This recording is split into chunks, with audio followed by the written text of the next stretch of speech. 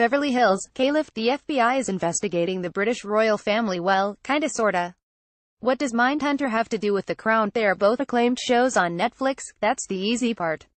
But it was Jonathan Groff, star of Mindhunter, who drew a deeper comparison. And it has to do with storytelling, even though Mindhunter is about FBI agents in the fledgling world of serial killer profiling in the late 1970s, and The Crown follows the multi-decade reign of Queen Elizabeth II. I think about The Crown, how everything in The Crown already happened. It's historical fiction, Groff said.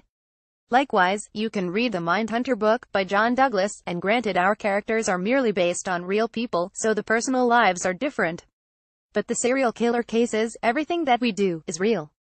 So it's interesting to me how intriguing David Fincher, director and executive producer, makes these cases, which you could go so easily to Wikipedia and read about how it all went down. But you kind of want to see the David Fincher version of how it all went down instead of just reading Wikipedia. Groff, a versatile 32-year-old actor and singer who has made his mark on stage and screen, has a good point there. And I can think of a personal example from just last year. Remember how there was the O.J. Simpson documentary series, O.J. Made in America, as well as Ryan Murphy's scripted series, The People vs. O.J. Simpson? Well, I loved the doc series, but I also was very interested in seeing Murphy's take. I enjoyed both very much. That's the beauty of storytelling. Someone as accomplished as Fincher, House of Cards, The Social Network, Zodiac, The Curious Case of Benjamin Button, The Girl with a Dragon Tattoo, Gone Girl, Fight Club, 7 can add perspective. Season 1 of Mindhunter, currently available on Netflix, follows FBI agent Holden Ford Groff as he analyzes incarcerated killers, with the goal of becoming better able to catch others. But it's the 70s, and the idea of behavioral profiling is brand new, so the old guard in law enforcement is predictably resistant. The veteran cops are used to a world where crimes have motives. But what do you do when motive is elusive? Holden Ford and his more experienced partner Bill Tench-Holt McCallany team up to create new methods of investigation while interviewing some of the most infamous killers in history, such as Edmund Kemper played by Cameron Britton, Monty Rissel, Sam Strike, Jerry Brudos, Happy Anderson, Richard Speck, D, and Dennis Rader, Sonny Valicenti. Infamous, yes, but a lot of time has passed, and not all of those serial killers are household names in 2017. I didn't know anything about these cases. I was not a serial killer fan, Groff said. His words prompted a chuckle, so he added, which is a thing like, a lot of my friends are obsessed.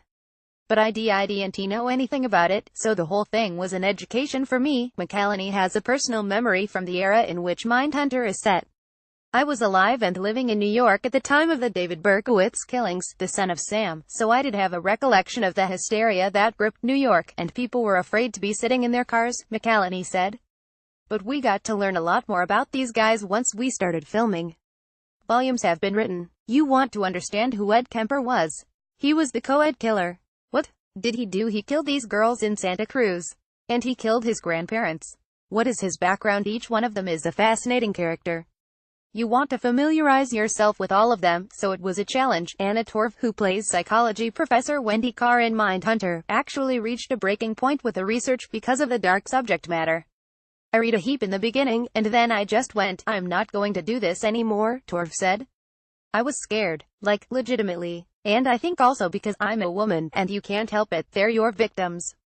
So I just shut the books and I went, now I'm going to look into the personality disorders, and I'm going to start looking at sociopathy and psychopathy, and not the real stuff. Gruesome details aside, it's the real stuff in Mindhunter, combined with the art of storytelling, that makes it so compelling, even though the events already happened and you could look them up on Wikipedia. You know, just like The Crown, which returns for Season 2 on December 8th.